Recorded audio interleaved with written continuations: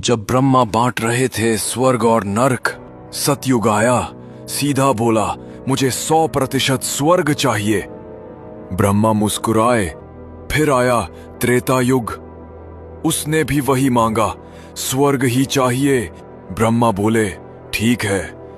अब आया द्वापर, थोड़ा सोच में पड़ा, फिर बोला चलो 50% स्वर्ग दे दो, 50% नरक भी सही। ब्रह्मा ने सिर हिलाया। अब आया कलयुग, सामने आया, गर्दन तान के बोला मुझे 100% नरक चाहिए। ब्रह्मा चौंके, क्या? अभी वो कुछ बोलते, कलयुग ने झट से अपनी जीभ पकड़ ली। ब्रह्मा ने पूछा, अरे जीभ क्यों पकड़ ली?